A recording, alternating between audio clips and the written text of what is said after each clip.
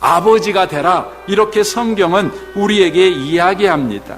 이 일은 무척 고단하고 어려운 일입니다. 그래서 대부분 중도에다 포기해버립니다.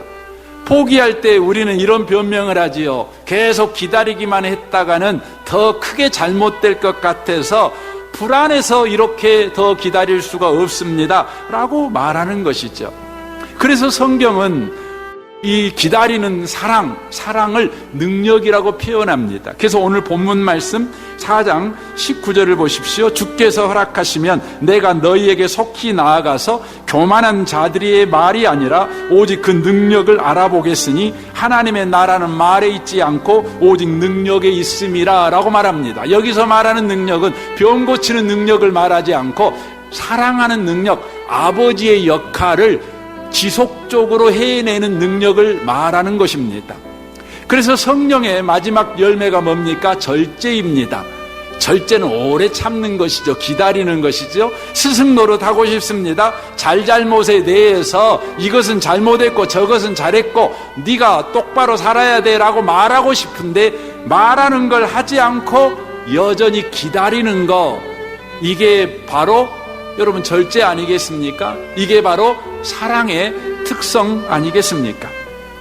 오늘 본문에 보면 바울은 자기는 스승이 아니라 아버지로 살았다 이렇게 말합니다. 못나고 못된 사람들을 볼 때에 고쳐주려고 그들에게 불같이 화를 내고 벌을 주는 삶을 살아간 것이 아니라 여전하게 기다리는 인생을 살았다, 그렇게 말합니다. 육신의 아버지는 스승처럼 자녀를 대하지요. 그 자녀가 큰 일을 할 수 있는 능력 있는 사람을 만드는 것이 육신의 아버지들의 목적이죠. 그런데 하나님 아버지는 안 그래요.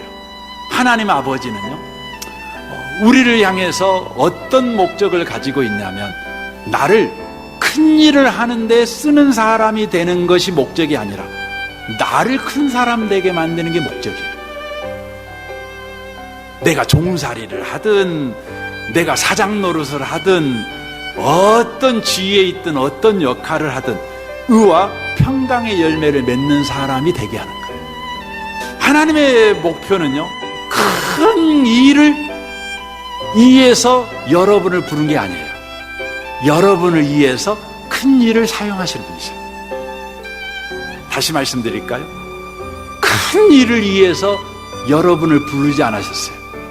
여러분을 위해서 이런 일 저런 일을 하나님이 사용하셔요.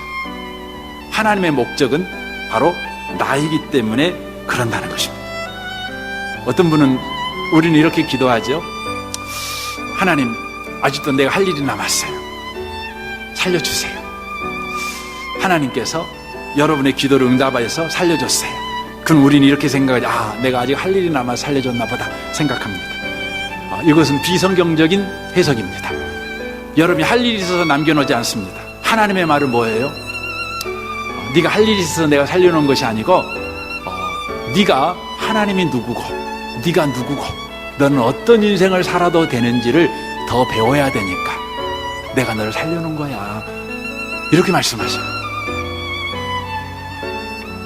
하나님이 누구시고 나는 누구고 나는 어떤 인생을 살아도 되는가, 이걸 가르쳐 주려고. 여러분, 질병에서도 살려주고 부도나도 살려주고 그렇게 힘든 인생을 살더라도 살려놓는 것입니다. 이 아침에 오신 복 있는 성도 여러분, 우리에게 뭐가 필요해요? 하나님 아버지 경험이 필요합니다. 그러므로 우리가 아버지 노릇을 할 수 있는 겁니다. 못나고 못된 사람을 볼 때 스승으로 선생으로 그에게 가지 않고 오래 참음으로 우리 자리를 지키는 사람이 되는 것입니다.